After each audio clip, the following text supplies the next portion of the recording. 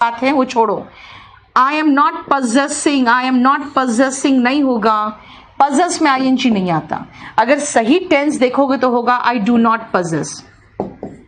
सब छोड़ो, टेंस नहीं पढ़े हो, बस खाली इतना तो पता लगा सकते हो ना कि ओन में आईएनजी नहीं आएगा, पजेस में आईएनजी नहीं आएगा और हैव में आईएनजी नहीं आएगा, क्योंकि इनका मतलब है किसी चीज पर अधिकार होना, है ना, किसी चीज पर अधिकार होना। क्लियर? बोलो कोई प्रॉब्लम? क्लियर? अब मैंने आपको कहा था ना कि मेन वर्ब के पहले अगर आप डू लगा दो तो उस बात पर जोर हो जाता कि मैं तुम्हारी समस्याएं समझती हूं, मैं तुम्हारी समस्याएं समझती हूं। इसका मतलब हो गया कि अंडरस्टैंड के पहले डू लगा दिया। उसी तरह से उसने लेटर भेजा, भाई उसने लेटर भेजी थी उसने, लेकिन डिड के बाद वर्ब का फर्स्ट फॉर्म कहा था ना, लेकिन मुझे नहीं मिला। डिडंट जब वर्ब का सेकंड फॉर्म यहां आ जाए ना तो 2 बार सेकंड फॉर्म नहीं आता।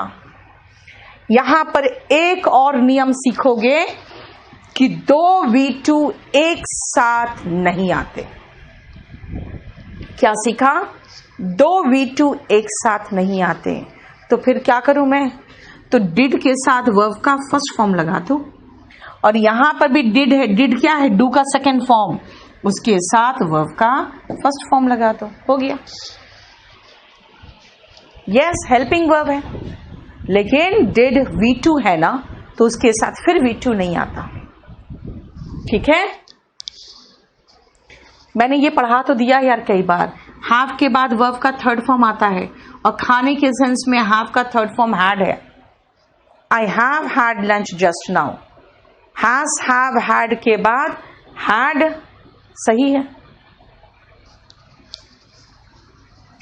आई हैड टू, भाई टू के बाद वर्ब का बेस फॉर्म आता है। I had to leave my job होगा।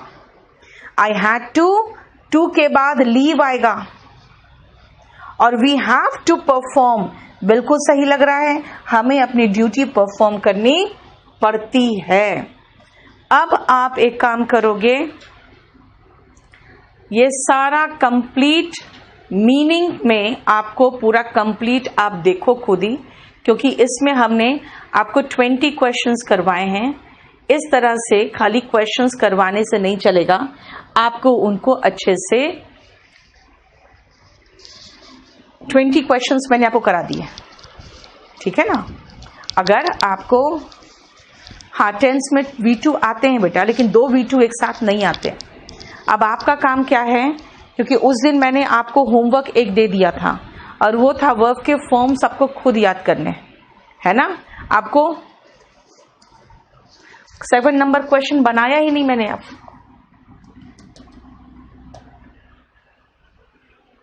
ठीक है, मैं अच्छा महसूस मैंने किया, अच्छा महसूस किया, यहां पर ये एडजेक्टिव का काम कर रहा है। 1 घंटा सोने के बाद, गहरी नींद सोने के बाद, मैंने आपको 20 तक बना दिया है। आपको मैंने होमवर्क दिया है अब कि 21 से लेकर आप 50 तक बनाइए। सबका आंसर दिया हुआ है, आप एक बार आंसर चेक करो, और उसके बाद नेक्स्ट क्लास में हम लोग डिस्कस कर सकते हैं। मैंने आपको 2 होमवर्क दे दिया आज तक। क्या क्या दे दिया? क्या क्या दे दिया? मैंने आपको वर्ब के फॉर्म्स कहते याद करने, है ना। और दूसरा मैंने ये 30 क्वेश्चन कहा है कि एक बार आप लोग करो। हरप्रीत, आपको किस तरह का नोट्स बनाना है मुझे नहीं समझ में आ रहा है।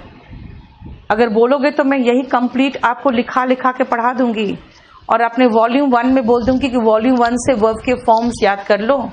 और आपको मैं बताती हूँ, अभी जो इसमें आपको असेंबल किया है ना, ये वाला पूरा कंप्लीट, इसका PDF शेयर कर देती कि भाई ये 50 क्वेश्चन का PDF है जो वर्ब चैप्टर से है, और ये देख लेना, और मैं आपको लिखा लिखा के पढ़ा दूं। देखो बात क्या है ना, आप जितना टाइम लिखने में लगाओगे उतना टाइम समझने में लगाओगे तो बेहतर होगा। आपको नोट्स बनाना है तो बना लो, लेकिन मुझे नहीं समझ में आ रहा कि आप नोट्स में एक्स्ट्रा क्या बनाओगे। हाँ, ये जो 2 V2 वाला नोट्स है ना बेटा, ये टेंस का है, ये टेंस का चैप्टर का है। हम सिर्फ डिड के साथ वर्ब का फर्स्ट फॉर्म लगा के छोड़ दे रहे हैं, ठीक है। Yes Priyanka, you will have to remember, नहीं, learn forms of verbs, learn forms of verbs and your homework will be now 21 to 50, ठीक है। क्वेश्चन नंबर 21 to 50, ठीक है। अभिषेक, मेरा वॉल्यूम 1 एंड वॉल्यूम 2 प्रैक्टिस के लिए, वो कैब के लिए बेस्ट बुक है, वो लेना, आप ले लो। राम अनुज, उस तरह से अगर हम पढ़ाएंगे ना तो आपके पास वो मटेरियल तैयार नहीं होगा जो मैं अभी तैयार करके दे रही हूं। शुभम, अगर आप वर्ब के फॉर्म्स याद नहीं करोगे तो आपको बता दूं मैं, पूरा टेंस बहुत, इंग्लिश का सबसे बेसिक चैप्टर है। पैसिव वॉइस जिसके 20 क्वेश्चंस आते हैं, नरेशन जिसके 27 क्वेश्चन आते हैं, यानी 20 प्लस 27 कितना हो गया, 47 क्वेश्चन आउट ऑफ 200, यानी कि 1/4 ऑफ द चैप्टर, तो 1/4 ऑफ द सिलेबस, तो वही 2 चैप्टर है, ठीक है। और उसके बाद अगर आप कहोगे तो टेंस से क्वेश्चन बहुत होता है, पैसिव वॉइस से बहुत होता है, और इंग्लिश बोलने के लिए तो वर्ब के फॉर्म्स आने चाहिए। अब फिर आप कह रहे हो कि नहीं हमसे वर्ब के फॉर्म्स याद नहीं हो रहे हैं। आपको मैं एक चीज बताऊं, वर्ब के फॉर्म्स जो है ना बेटा, वो 1st और 2nd स्टैंडर्ड में याद कराया जाता है, ठीक है, क्लियर। शी हैज की जगह पे हैव नहीं आएगा, कैसे आएगा, शी के साथ हैज लगता है बेटा, वो आप टेंस में पढ़ोगे। देखो, हम अपने टेंस में कोई प्रॉब्लम नहीं दे रही हूं आपको, मैं आपको टेंस में कुछ भी नहीं दे रही हूं, मैं आपको सिर्फ अभी वर्ब पढ़ा रही हूं। और अब जो मैं पोर्शन में आ गई हूं ना, वो पूरा पोर्शन, सिर्फ और सिर्फ पूरा पोर्शन देखोगे तो सिर्फ और सिर्फ ये आपके अब वर्ब के जो सबसे कठिन वाले वर्ड्स होते हैं ना, उसमें आ गए। स्टेनो का एग्जाम बहुत आसान होता है, स्टेनो के क्वेश्चन पेपर बहुत आसान होते हैं। ये जो पढ़ा रही हूं मैं आपको मिल तो जाता है, पूरा वर्ब चैप्टर तो 160 पेज का लोड कर ही दिया मैंने, और क्या करूं बताओ।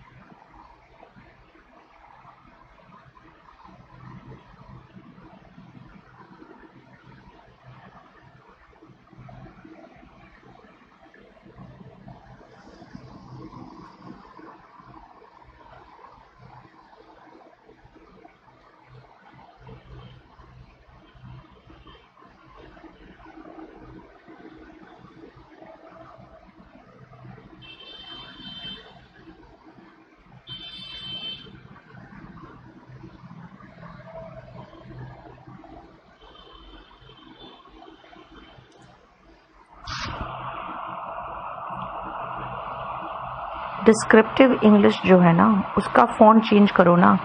हम लोग पता नहीं कौन सा फ़ॉन्ट यूज़ करते थे, ये शायद टाइम्स रोमन यूज़ कर रहा है, टाइम्स रोमन यूज़ नहीं करते हैं हम लोग, ठीक है ना।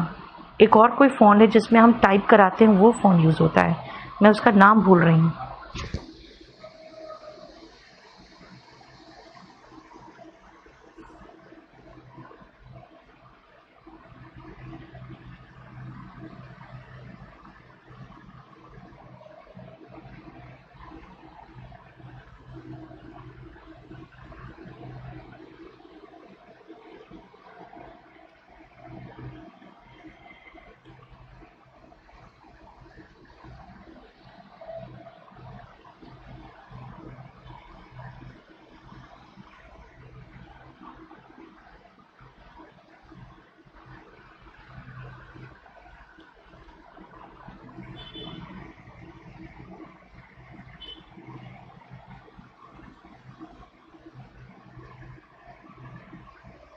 देख लिया। अब सुनो, कुछ ऐसे वर्ब्स होंगे बेटा, जब आप याद कर रहे होगे ना, जब आप याद कर रहे होगे वर्ब के फॉर्म्स, तो आपको ऐसे कुछ वर्ब्स मिलेंगे जिनका V3 जब आप देखोगे ना, जब आप V3 देखोगे तो उसमें एक स्लैश करके एक 2 वर्ड दिए रहेंगे, 2 वर्ड्स होंगे, एक स्लैश करके 2 वर्ड्स रहेंगे, ठीक है। इसका मतलब है कि ध्यान से सुनो, जैसे मेल्ट पढ़ोगे आप, जब पढ़ोगे मेल्ट तो लिखा रहेगा मेल्ट, मेल्टेड, मेल्टेड, मोल्टेन, है ना। फिर लिखा रहेगा लोड, लोडेड, लोडेड, लेडेन।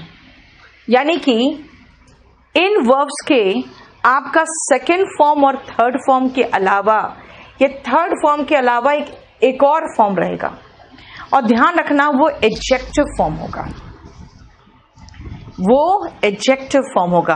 प्रीति, नीचे आपका ऑप्शन है, राइट हैंड साइड नीचे अपना जो आपका क्लैरिटी हो, आपका जो क्वालिटी हो, सब बढ़ाने का घटाने का सब है, राइट हैंड साइड नीचे, ठीक है।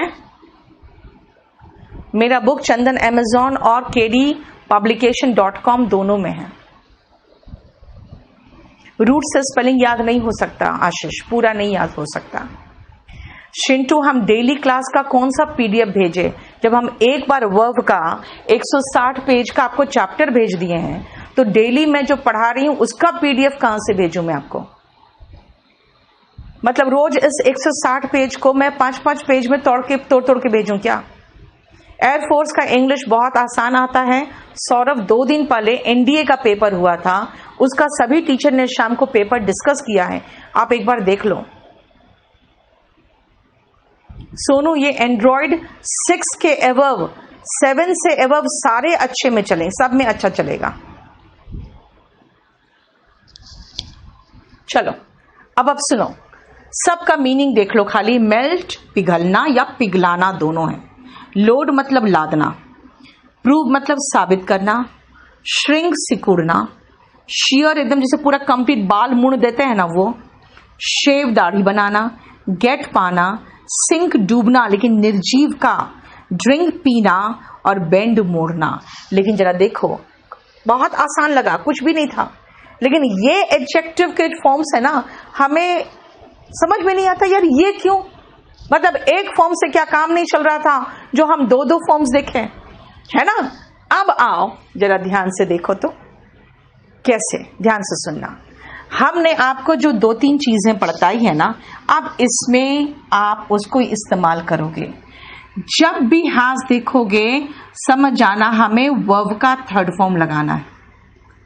जब भी ये नाउन देखोगे समझ जाना उसके पहले हमें एडजेक्टिव लगाना है। जब भी हाव देखा समझ जाओ वर्ब का थर्ड फॉर्म लगाना है। कैसे ट्रक्स की विशेषता बतानी है आपको तो एडजेक्टिव चाहिए। हाव है तो वर्ब का थर्ड फॉर्म लगाना है। मतलब इस तरह से करके हमें देखना है। बेटा ये ए है, ए का मतलब हो गया आर्टिकल। आर्टिकल नाउन के साथ आता है और नाउन के पहले आपको बताया तो है गुड बॉय यानी कि एडजेक्टिव। हाथ दिख गया थर्ड फॉर्म, हाफ दिख गया थर्ड फॉर्म, है ना। कैसा सर, मुंडा हुआ सर, एडजेक्टिव। और I have again third form. देखो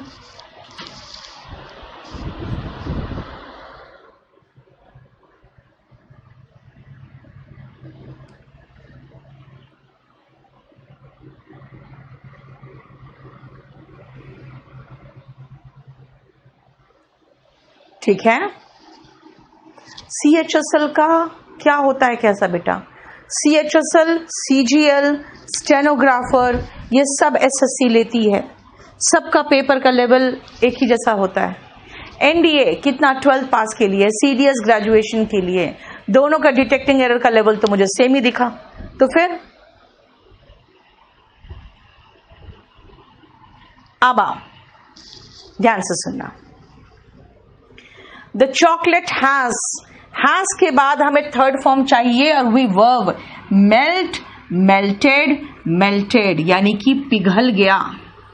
द चॉकलेट हैज मेल्टेड। लेकिन ऐसा लावा, कौन सा लावा, यानी कि जानते हो ना जब कोई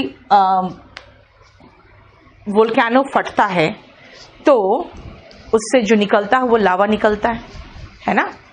तो द डैश लावा यानी कि पिघला हुआ लावा डाउन द हिल फ्लो करता हुआ गया, बहता हुआ नीचे गया।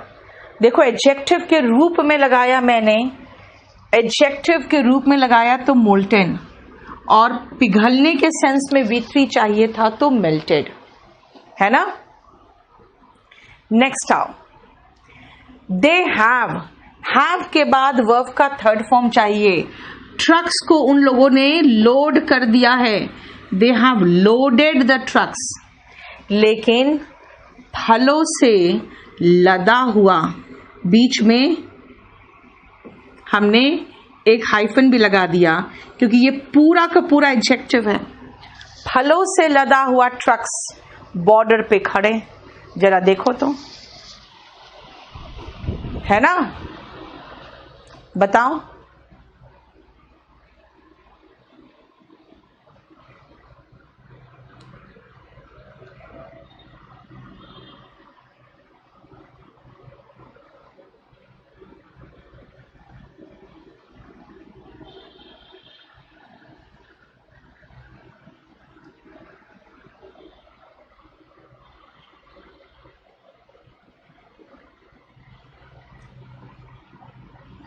ठीक है, अब आओ ध्यान से सुनना। आई हैव, मैंने उसे गलत साबित कर दिया। I have proved him wrong and it is a dash fact that even insects communicate. It is a proven, proven का मतलब क्या होता है, ये साबित तथ्य है, ये ऑलरेडी साबित तथ्य है कि जो इंसेक्ट्स होते हैं ना वो भी कम्युनिकेट करते हैं। बेटा आप लोग जब फुल स्क्रीन करते हो तो एक बार देखना, अगर पूरा बोर्ड नहीं आ रहा है तो 2 बार टैप कर देना, और साउंड बॉक्स देख लेना। साउंड बॉक्स अगर ऐसे कटा हुआ आ रहा है तो वहां टैप करोगे तो साउंड पूरा हो जाएगा, ठीक है। I have proved him wrong, clear. Next आओ, समझ में आ रहा है ना। नेक्स्ट देखो, हर ड्रेस हैज के बाद वर्ब का थर्ड फॉर्म चाहिए। Shrink, shrank, shrunk. They have, sheep का मतलब भेड़, तो भेड़ को पूरा का पूरा मुंड दिया, उसके सारे बाल निकाल दिए, तो कौन सा वर्ब है, देखो shear, और हैव के बाद वर्ब का थर्ड फॉर्म sheared, यानी कि उन लोगों ने जो भेड़ है उसके पूरे पूरे बाल को काट दिया। They have sheared the sheep। लेकिन वो तिरुपति टेम्पल कैसे विजिट करते हैं, अपने मुंडे हुए बाल के साथ। shear का एडजेक्टिव फॉर्म चाहिए ना, तो शोन होगा। shear, sheared, sheared और शोन। देखो श्रिंक, श्रैंक, श्रंक, यस। कौन सा वर्ब सही है भाई, वो वर्ब सही होगा जो आपको कम से कम मीनिंग तो सही दे। I have dashed some information, I have dashed some information, I have क्या, मुझे कुछ इंफॉर्मेशन मिला है। I have got some information, वही तो है। ऐसा वर्ड चुनना है जो वर्ड आपको सेंटेंस का मीनिंगफुल तो बनाए। I have got some information, हमें कुछ इंफॉर्मेशन मिला है। I have got some information। देखो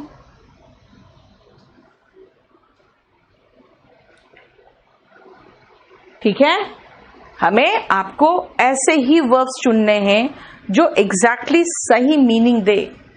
अब आओ 11 to 17 देखो, आंसर वहां दिया है, उस आंसर को फिट करके देखो और बताओ आपको समझ में आ रहा है कि नहीं।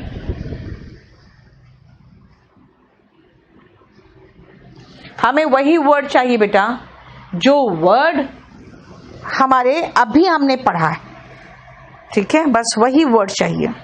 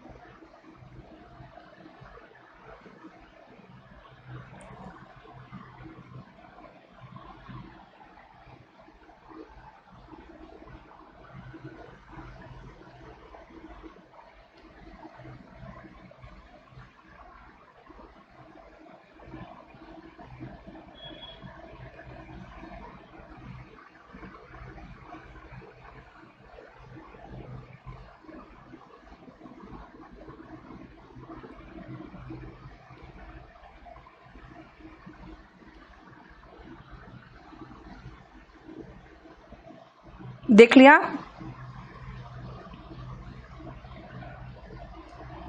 चलो देखो ध्यान से, वो जो महिला है उसने एक नई नई प्राप्त साड़ी पहनी है। अब देखो साड़ी जो है नाउन है, मुझे एडजेक्टिव चाहिए, तो एडजेक्टिव होगा newly gotten, get, got, got verb है, लेकिन एडजेक्टिव उसका गॉटन है ना। He has dash a lot, बहुत पी रखी है उसने। ही हैज के बाद हमें वर्ब का थर्ड फॉर्म चाहिए, लेकिन देखो ड्राइविंग जेरेंड है, नाउन है, क्योंकि गाड़ी चलाने की जो क्रिया है वर्ब के पहले हम नाउन लगाते हैं। लेकिन कैसी ड्राइविंग, पी कर ड्राइविंग जो होती है। अब एडजेक्टिव के रूप में चाहिए तो ड्रिंक, ड्रंक, ड्रंक, ड्रंकन, ये एक दंडनीय अपराध है। देखो ध्यान से, क्लियर? जो शिप था वो डूब गया, द शिप हैज संक। लेकिन उन लोगों ने डूबे हुए जहाज को, डूबा हुआ जहाज को 10 सालों के बाद, एक दशक में, डिकेड में 10 साल होते हैं, पाया। डूबा हुआ जहाज, सिंक, संक, संक, संकन। इसीलिए एडजेक्टिव के रूप में नाउन की विशेषता बतानी है तो एडजेक्टिव आता है बेटा। उसने उस रॉड को मोड़ दिया है, ही हैज बेंट। लेकिन उसने दया की भीख मांगी अपने मुड़े हुए घुटने पर, यानी घुटने पर ऐसे जब गिरते हो ना तो घुटना आपका ऐसे मुड़ता है ना, तो मुड़े हुए घुटने पर तो बेंडेड नहीं होगा, क्योंकि बेंड का एडजेक्टिव फॉर्म, कैसे घुटने, जब आप एडजेक्टिव के रूप में बेंड का इस्तेमाल करते हो तो बेंडेड होता है। पनिशेबल भी एडजेक्टिव है मंजीत, यस। प्रवीण, ड्राइविंग यहां पे चालन हुआ, गाड़ी चलाने की जो क्रिया है, क्योंकि उसके बाद मेन वर्ब है इज। बेटा आपको है ना लाइफ से रिलेटेड जो बात करना है, केडी लाइव को मेल करके पूछो बेटा।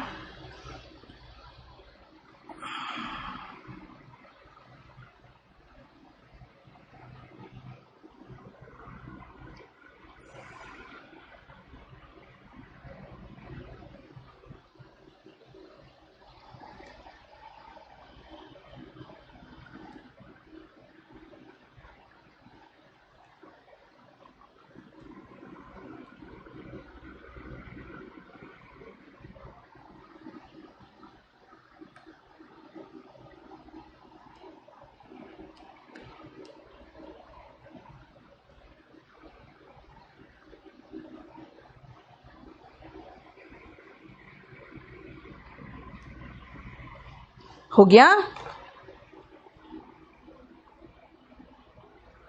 श्रंक का मतलब बेटा सिकुड़ना हुआ ना, ड्रेस सिकुड़ गया।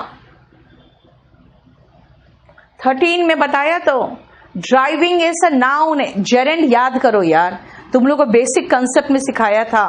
V1 ING जेरेंड होता है जो नाउन का काम करता है।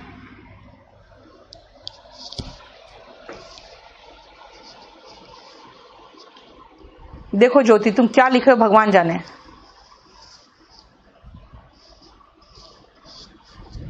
ऑन हिज बेंडेड नी, बेटा आर्टिकल कैसे लगाओगे जब आपका पॉजेसिव एडजेक्टिव आ गया तो? हिज और आर्टिकल एक साथ कैसे चलेगा? ये कैसे पता चलेगा कि ड्रंक की जगह पे भी कुछ लिखते हैं? अब आप देखो, खुद ही देखो ना। जहां पे हमने अभी तक आपको 2 ही चीज पढ़ाया है, सिर्फ 2 चीज पढ़ाया है, और वो पहला कंसेप्ट जो पढ़ाया है वो आपको टेंस में काम देगा कि हैज, हैव और हैड के बाद वर्ब का थर्ड फॉर्म लगाना है। मैंने एक कंसेप्ट ये सिखाया, और दूसरा सिखाया आपको कि नाउन के पहले हमें एडजेक्टिव लगाना है, क्योंकि वो संज्ञा या सर्वनाम की विशेषता बताने वाले शब्द को एडजेक्टिव कहते हैं। देखो बेटा बताओ आप, मनीष हाई हेलो नहीं करो, ठीक है?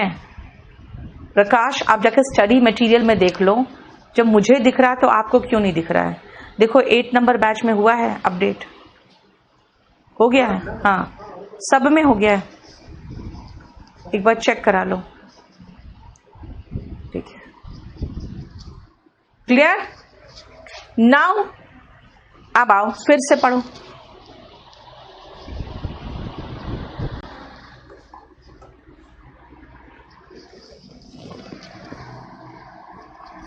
नेक्स्ट पॉइंट पढ़ा रही हूं मैं, उसको पहले समझो ध्यान से।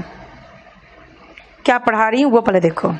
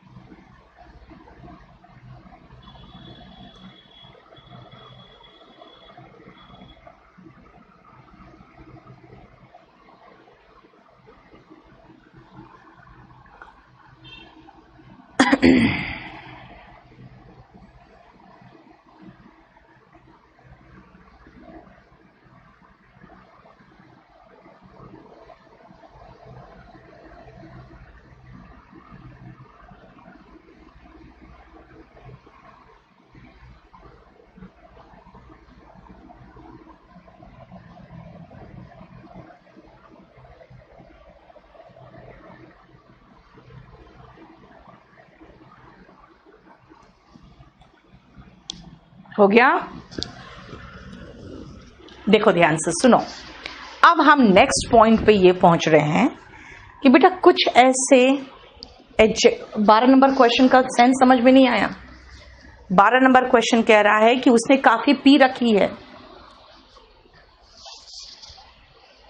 60 टेस्ट पेपर्स बेटा आप लोग मेल कर दो अंजलि, वो मेरा काम नहीं है। आइडेंटिफाई आराम से होता है परवीन, किसी भी चीज का नाम हो, अगर आर्टिकल के साथ होगा तब तो नाउन ही होगा, है ना? चलो नेक्स्ट सुनो। अब हम इस पेज में ये पढ़ना चाहते हैं कि जानते हो बहुत सारे ऐसे एडजेक्टिव्स हैं, बहुत सारे ऐसे एडजेक्टिव्स हैं जिनमें सिर्फ en लगा लगा के ना हम ing बना देते हैं। देखो कितने ढेर सारे, है ना? देख रहे हो? en लगाकर इनका वर्ब का वर्ब बना दे रहे हैं। अब कहोगे अच्छा ठीक है, तो वर्ड्स में तो ई एन नहीं लगाएं भाई, इतना कॉमन सेंस तो होना चाहिए कि वर्ड्स में पहले से ई है तो खाली एन लगाएंगे, फाइन। लेकिन रेड में तो हमने रेडन किया है, डबल डी कर दिया। ऐसा क्यों बेटा? कुछ ऐसे वर्ब्स होते हैं जिनके आखिरी में एक कॉन्सोनेंट है और उसके पहले एक सिंगल वर्बल है। आखिरी में कॉन्सोनेंट है, उसके पहले एक सिंगल वर्बल है। आखिरी में कॉन्सोनेंट है, कॉन्सोनेंट क्या होता है? ए ई आई यू छोड़कर उसके पहले एक सिंगल वर्बल है ना। आखिरी में कॉन्सोनेंट है, बाइट का सेकेंड फॉर्म बिट, उसके पहले एक सिंगल वर्बल है, ठीक है। अगर इनमें आपको ई एन लगाना है तो आपको आखिरी वर्बल को, आखिरी कॉन्सोनेंट को डबल करना पड़ेगा। अगर इनमें आपको आई एन जी भी लगाना है तो भी आखिरी कॉन्सोनेंट को डबल करना पड़ेगा। अगर इनमें ई एन लगाना है तो बाइट, बिट और बिटन होता है। यानी ऐसा एक नियम है जो पढ़ोगे कि अगर आखिरी में कॉन्सोनेंट है, उसके पहले शॉर्ट वर्बल है, तो ई एन लगाना हो, ई डी लगाना हो या आई एन जी लगाना हो तो आपको आखिरी वाले को डबल करना पड़ता है, ठीक है। क्लियर? बिजॉय आप किस बैच के हो पहले मुझे ये बताओ। जिनको अपने स्टडी मटेरियल में वर्ब नहीं दिख रहा है वो किस बैच के हैं मुझे आप बता दो। आई एम एग्री गलत है ज्योति, क्योंकि एग्री खुद ही वर्ब है और अगर आम लगाओगी तो एग्री में आई एन जी लगाना पड़ेगा, वो भी गलत है क्योंकि एग्री आई एन जी नहीं लेता, क्योंकि वो हैव की तरह ही है, वो कोई एक्शन नहीं दिखा रहा है, ठीक है। ब्लैक का मतलब काला है, लेकिन ब्लैकन मतलब क्या हुआ? काला करना। ब्राइट चमकीला है, ब्राइटन मतलब होता है एकदम चमका देना, उजाला भर देना। डार्क मतलब अंधेरा है, डार्कन मतलब अंधेरा कर देना, काला कर देना। शांत करना, चौड़ा करना। अब एक और चीज देखो यहाँ पे, फास्ट, खाली यहाँ पे एक पंगा है। फास्ट मतलब तेज होता है, लेकिन फैशन है बेटा, फास्टन मत बोलना, इट्स फैशन। फैशन क्या है? बांधना, ठीक है ना। बाकी सबको देखो ध्यान से, कट कट कट होता है। आशीष ऐसे क्वेश्चंस मत पूछा करो। वर्ब के फॉर्म्स दे दिए, अब आप मुझसे पूछोगे कटन नहीं होता। अब कटन कौन सा वर्ब है, कौन सा फॉर्म है, भगवान जाने। लाइट है हल्का, लाइटन होता है हल्का करना। टाइट,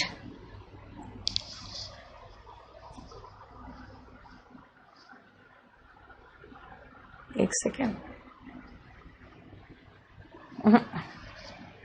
टाइटन होता है कसना।